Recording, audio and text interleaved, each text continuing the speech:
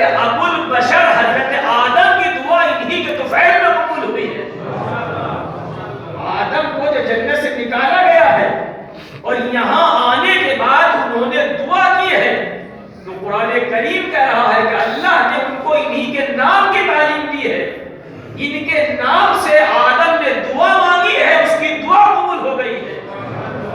تو ظاہراً یہ سلسلہ وہیں پہ ختم نہیں ہوا ہے، ہم سب اولاد آدم ہیں، یہ سلسلہ قیامت تک رہے گا کہ اگر کسی کو اپنے گناہوں کو بخشوانا ہے، توبہ کرانی ہے، تو توبہ کی قبولیت کا بہترین محور، بہترین مرکز اور سب سے بڑی شے ان کے دروازے سے متمسک ہو جانا ہے۔ ان کے دروازے سے متمسک ہونے کے بعد، متوسل ہونے کے بعد اب یہاں سے کوئی خالی ہاتھ نہیں جاتا ہے۔ نہ فقط آپ کہ آپ اپنے ہیں، بڑے دور دراز سے آئے ہیں، یہ وہ دروازہ ہے کہ جہاں پہ دشمن بھی آیا ہے تو خالی ہاتھ نہیں گیا ہے۔ سبحان اللہ، سبحان اللہ۔ ہم لوگ جو مولا کے چاہنے والے ہیں، بڑی مشکلیں دور دراز کا سفر طے کر کے اپنے مولا کے دروازے پر آئے ہیں، یقیناً یہاں سے کوئی خالی ہاتھ جانے والا نہیں ہے، اس لیے کہ اس دروازے سے دشمن بھی خالی ہاتھ نہیں جاتا ہے۔ ضرورت ہے کہ ہم اپنے اعمال، اپنا کردار کو سامنے رکھتے ہوئے سب سے پہلے اپنے آپ کو مولا کے سامنے پیش کریں۔ لہذا خود دنیاوی اور اخروی زندگی میں گناہوں کے آثار، یہ گناہ بہرحال دنیا میں کوئی بھی انسان ایسا نہیں ہے سوائے ان معصوم ہستیوں کے کہ جس نے گناہ نہ کیے ہو۔ دنیا کا کوئی بھی انسان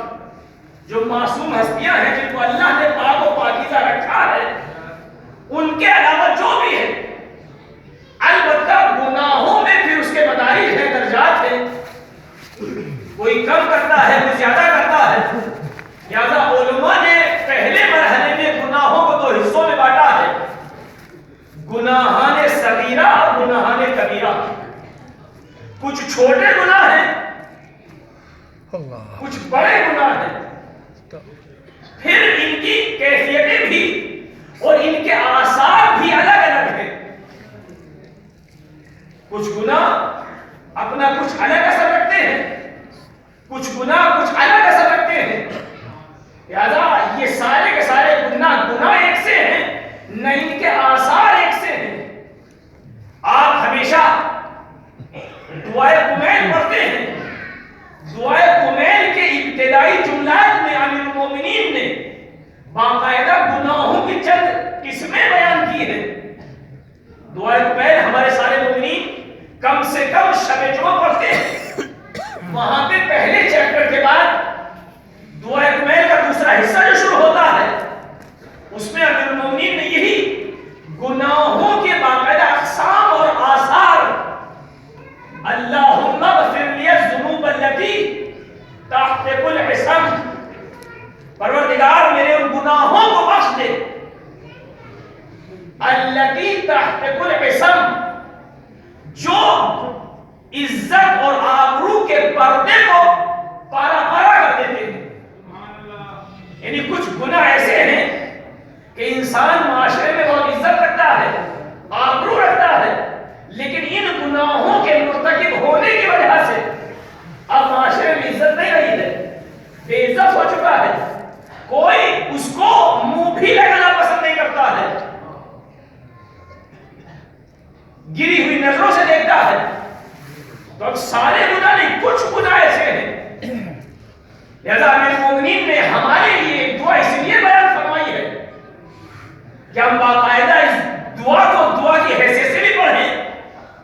اور اس کے الفاظ مطالب پہ غور کیا جائے۔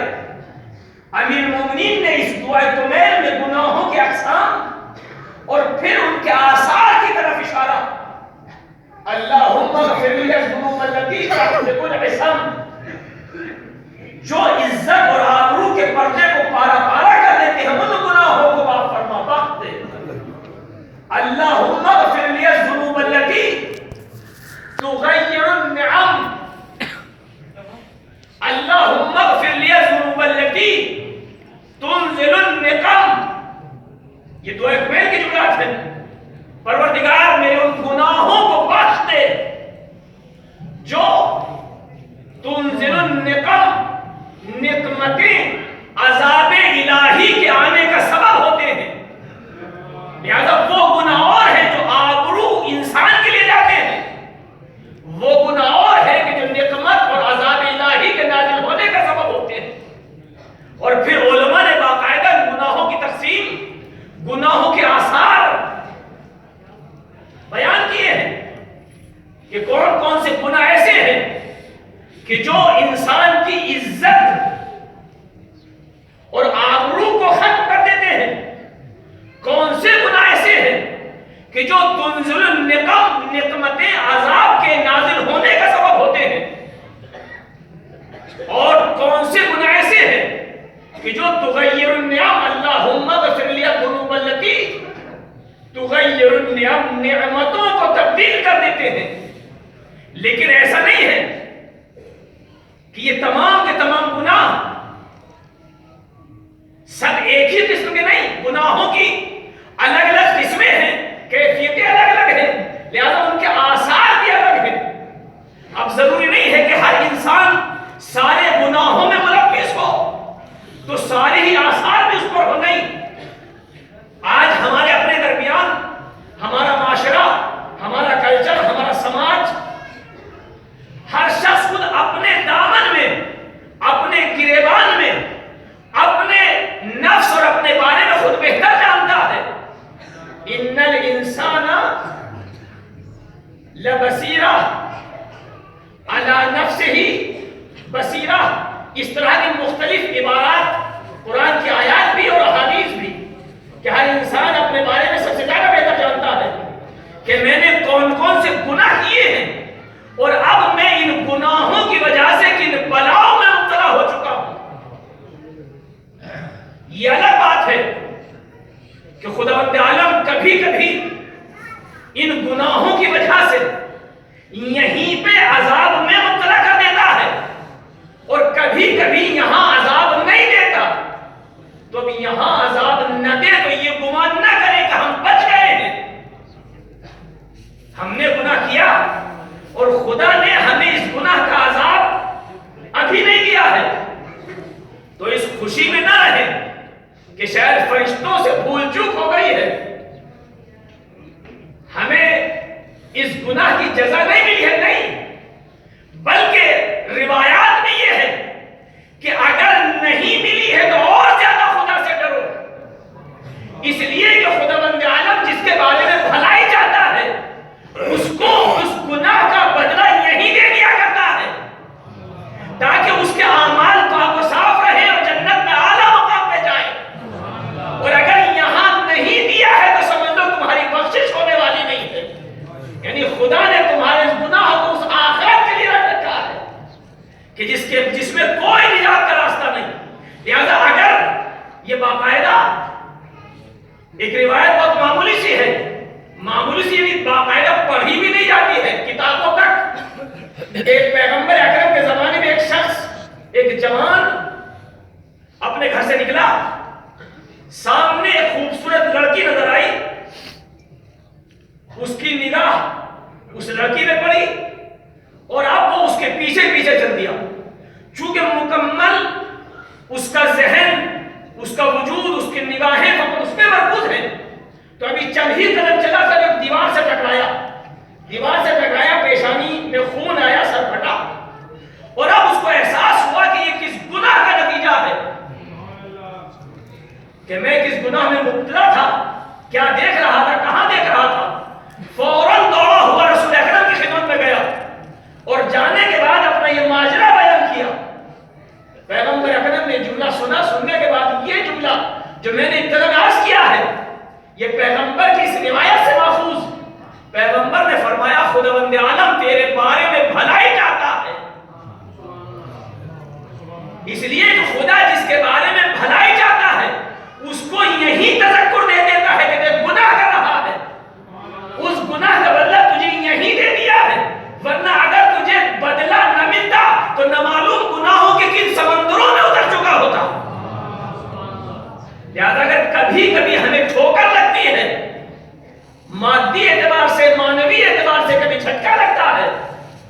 جھٹکا اس گناہ کا بدلہ ہے، جزا ہے، مکافات عمل ہے تو ہم انجام دے رہے ہیں، لیکن اس پہ شکر کرنا چاہیے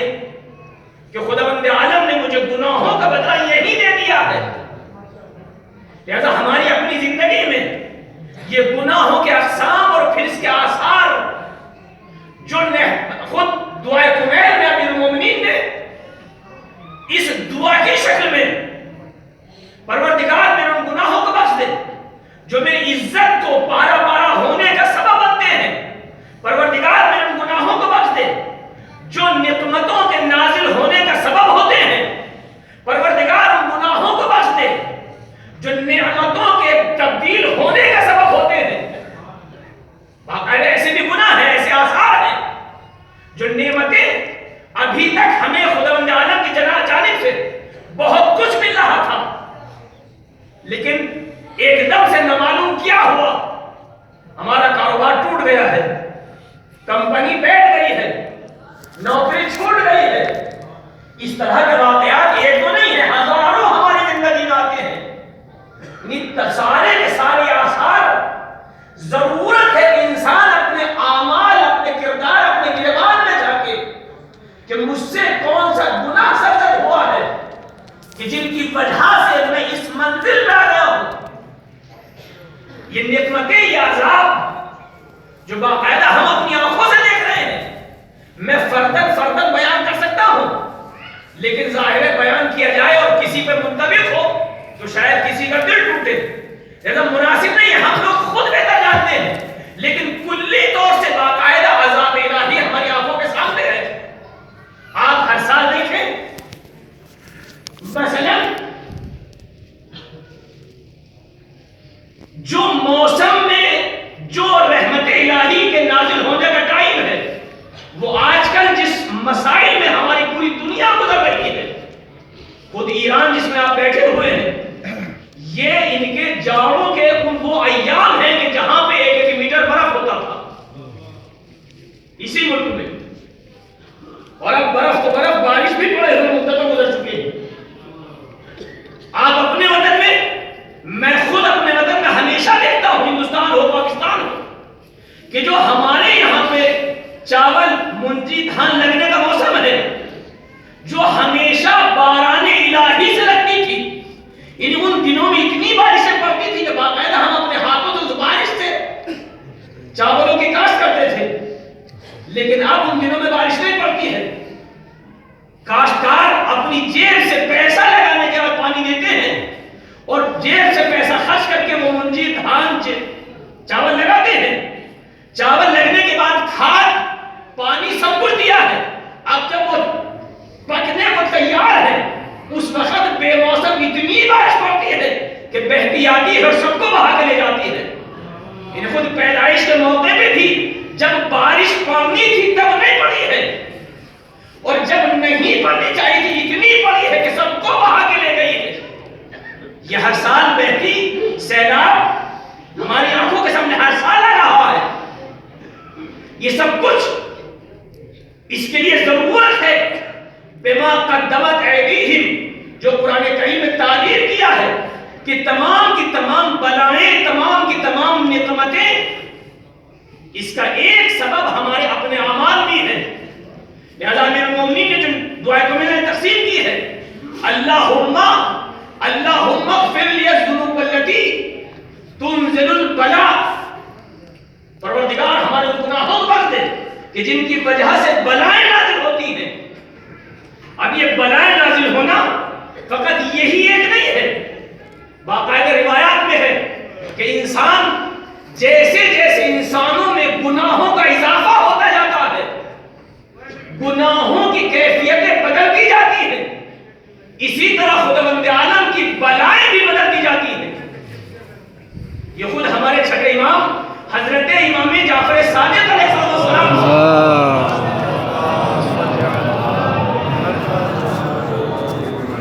جیسے جیسے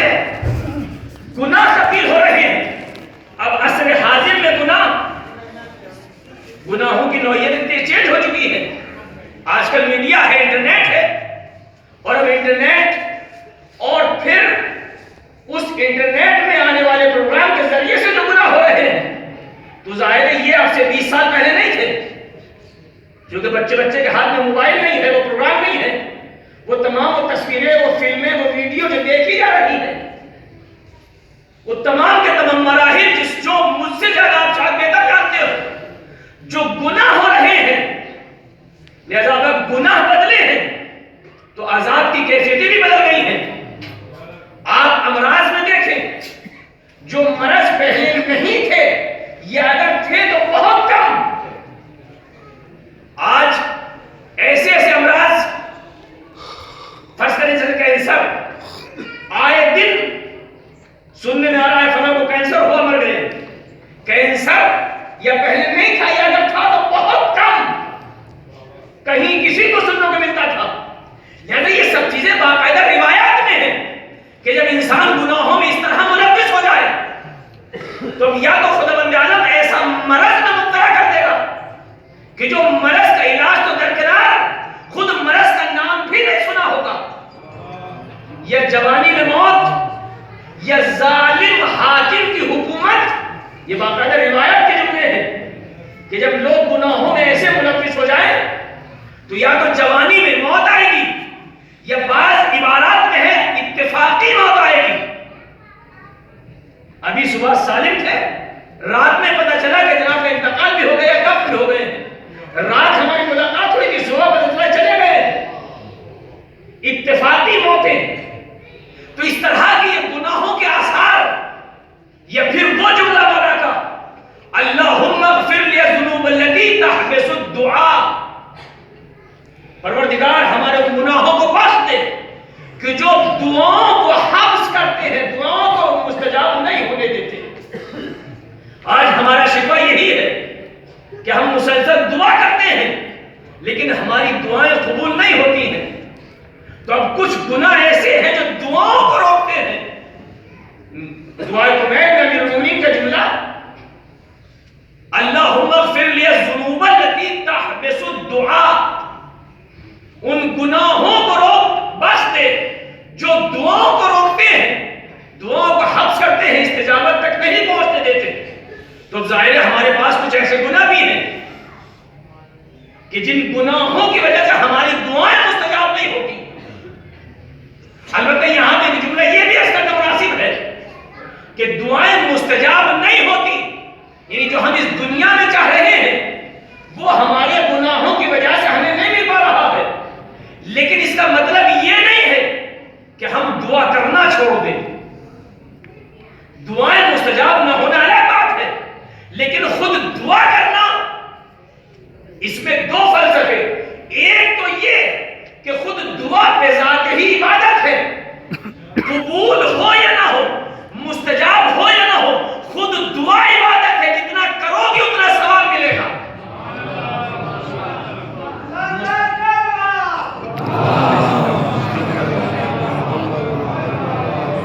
اگر دعائیں مستجاب نہیں ہو رہی ہیں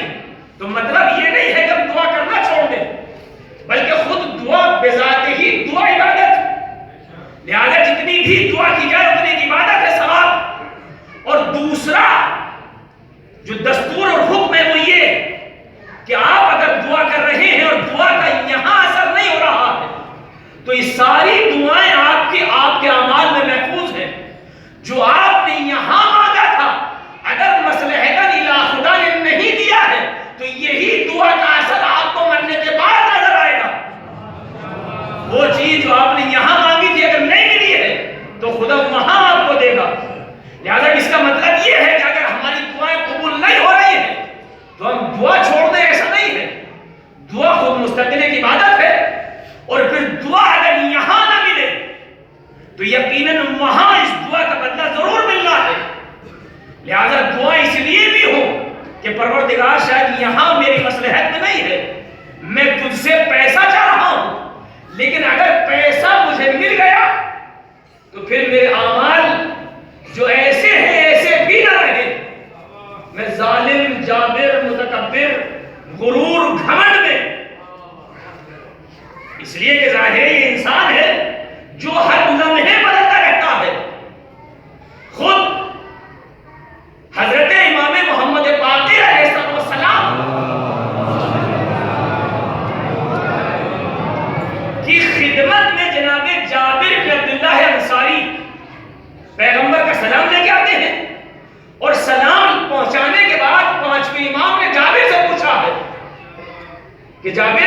تم نے پیغمبر سے لے کے آج تک کی زندگی گزاری، یعنی متعدد امام پیغمبر سے لے کے معصومین کے ساتھ زندگی گزاری ہے۔ پیغمبر کے ساتھ صحابی پیغمبر ہے، مولا علی کے ساتھ، امام حسن کے ساتھ، امام حسین کے ساتھ، ہمارے بابا سید سجاد کے ساتھ، اور اب ہمارا دور۔ آپ نے اتنی طولانی عمر پانے کے بعد کس نتیجے میں پہنچے ہو؟ تو جابر جواب دیتے ہیں، مولا میں اس طولانی عمر میں اتنے ائمہ کے ساتھ رہنے کے بعد اس نتیجے میں پہنچا ہوں کہ میری نظر میں مالداری سے فقیری بہتر ہے، میری نظر میں صحت مندی سے مریضی بہتر ہے، میری نظر میں جوانی سے بڑھاپا بہتر ہے۔ جابر بیان کر رہے ہیں، 5 امام نے پوچھا کیوں؟ کہا کہ مولا وجہ یہ ہے کہ مالداری سے فقیری بہتر ہے، اس لیے کہ انسان جب مالدار ہو جاتا ہے، پیسے والا ہو جاتا ہے، تو اپنے خدا کو بھول بیٹھتا ہے، اور جب غریب و فقیر رہتا ہے تو چاہے اپنی ضرورت ہی میں صحیح لیکن کم سے کم خدا کے پاس آنے لگتا ہے، اپنی ضرورت ہی میں صحیح۔ میری نظر میں صحت مندی سے بیماری بہتر ہے، اس لیے کہ صحت مند ہے تو انسان خدا کو بھول بیٹھا ہے، لیکن اگر مریض ہے تو اپنی شفا ہی کی خاطر صحیح کبھی کبھی خدا کے پاس آ جاتا ہے۔ میری نظر میں جوانی سے بڑھاپا بہتر ہے، اس لیے کہ بڑھاپے میں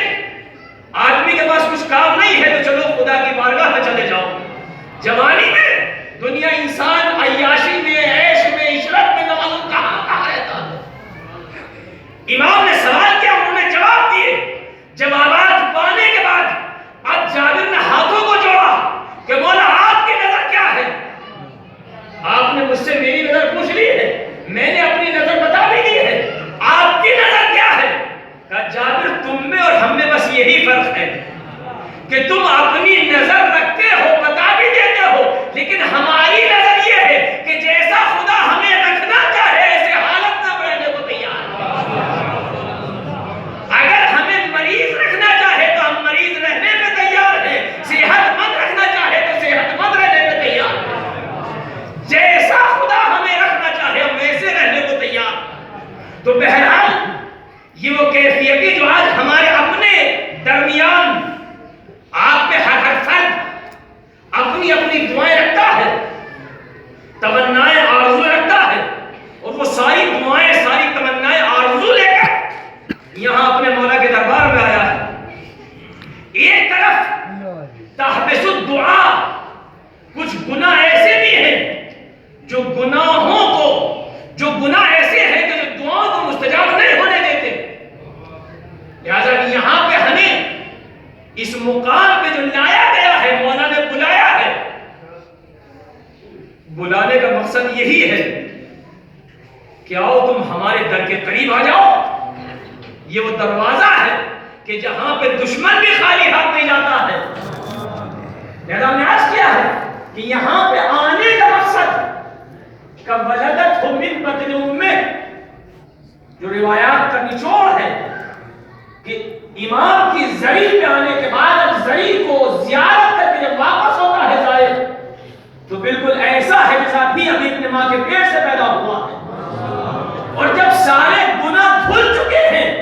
تو اب یقیناً دعائیں بھی مستجاب ہوں گی، چونکہ اب کوئی گناہ نہیں ہے جو ان دعاؤں کو روک سکے۔ لہٰذا میں نے عرض کیا ہے کہ گناہ، ان کی تفسیر، ان کے آثار اتنے زیادہ ہیں کہ 1-2 مجلس نہیں بلکہ مسلسل اشراط پڑھے جا سکتے ہیں۔ یہی 5-6 اقسام جو امیر المومنین نے دعائے کمیل میں بیان کیے ہیں مفصل ہیں، لیکن چونکہ آپ یہاں پہ آئے ہیں کہ یہاں پہ مایوس کن نہیں بلکہ امید بھری گفتگو ہونی چاہیے، چونکہ آپ اتنا طویل سفر طے کر کے اتنی زحمتیں اٹھانے کے بعد اپنے مولا کے دربار میں آئے ہیں، تو اب ظاہر ہے اپنے آپ کو مولا کے حضور پیش کیجئے کہ مولا میں جیسا بھی ہوں آپ کا ہوں، میں گناہگار ہوں تو بھی آپ کا ہوں، بے گناہ ہوں تو بھی آپ کا ہوں، آپ کی محبت میں اتنا لمبا سفر طے کر کے آیا ہوں۔ مولا مجھے امید ہے کہ اگر میں یہاں سے نہ بخش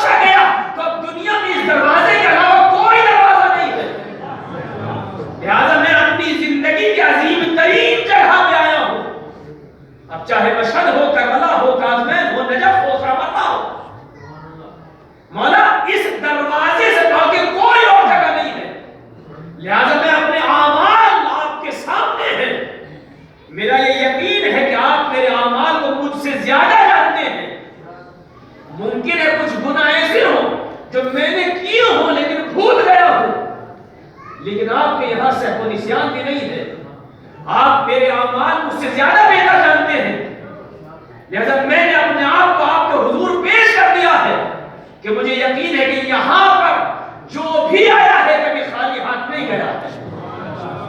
اس لیے کہ آپ اس خاندان سے تعلق رکھتے ہیں، اس گھرانے سے تعلق رکھتے ہیں کہ جہاں پہ اگر مجرم بھی آیا ہے تو آپ کے اجداد نے اس کو اسی طرح سینے سے لگایا ہے جیسے اپنے دوست کو سینے سے لگاتے ہیں۔ آپ کو کربلا کا واقعہ یاد ہے، وہی حر جو حسین کو کربلا میں لے کے آیا ہے، آپ اسی طرح امام رضا کے ذریعے پہ جائیے، جیسے حر آیا ہے، ہاتھوں کو باندھ رکھا ہے، آنکھوں میں پٹیاں ہیں،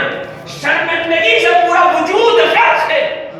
اور حسین کی طرف بڑھ رہا ہے، اپنے بیٹے سے کہتا ہے بیٹا میں نے پوری رات حسین کے خیموں سے العدش العدش کی آوازیں سنی ہیں، اب مجھ سے برداشت نہیں ہوتا ہے، بیٹا میں حسین کی طرف جانا چاہتا ہوں۔ حر کا بیٹا آگے بڑھا، بابا ایسے موقع پہ ہمیں چھوڑ کے نہیں جائیے گا، ہم بھی ساتھ ہیں۔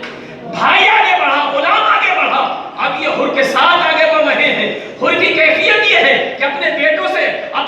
سے ہاتھوں کو بندھوا لیا ہے، آنکھوں کو پٹی ہے، آنکھوں پہ پٹی بندھوانے کے بعد حسین کے خیموں کی طرف بڑھے۔ حسین کو خبر دی گئی مولا حر آ رہا ہے، کہا حر کا نام ہے کہ نہیں، حر کا بیٹا بھی ہے، کہا حر کا بیٹا ہے، علی اکبر جا کے استقبال کرو، کہا مولا حر کا بھائی بھی ہے، کہا حر کا بھائی ہے عباس، تم جا کے حر کے بھائی کا استقبال کرو، کہا مولا حر کا غلام بھی آ رہا ہے، کہا حر کا غلام ہے، حبیب تم جا کے استقبال کرو، اب کہا کہ حر خود بھی ہے، تو ہمارا مولا خود آگے بڑھتا ہے۔ ادھر بیٹے نے کہا بابا ارے مولا حسین استقبال کو آ رہے ہیں، حر دوڑا، دوڑنے کے بعد حسین کے قدموں میں گر جاتا ہے، لیکن جب شفیق امام ہے حر کو اٹھاتا ہے، سینے سے لگا کے جملہ کہتا ہے اے حر تو کتنا خوش نصیب ہے کہ تو دنیا میں بھی آزاد تھا، آخرت میں بھی آزاد ہے۔ آپ نے اندازہ لگایا کہ فقط شرمندگی کے عالم میں حسین کی خدمت میں آیا، حسین کے قدموں پہ گرا ہے، حسین نے معاف کر دیا ہے۔ انت حر فی الدنیا والآخرہ، نہیں ہے کہ فقط معاف کیا ہے بلکہ تاریخ کے جملے ہیں، تاریخ کہتی ہے کہ حر معذرت معافی مانگنا چاہتا ہے، حسین دوسری باتیں کر رہے ہیں۔ حر تو ایسے عالم میں ہمارا مہمان ہوا ہے کہ جب مہمان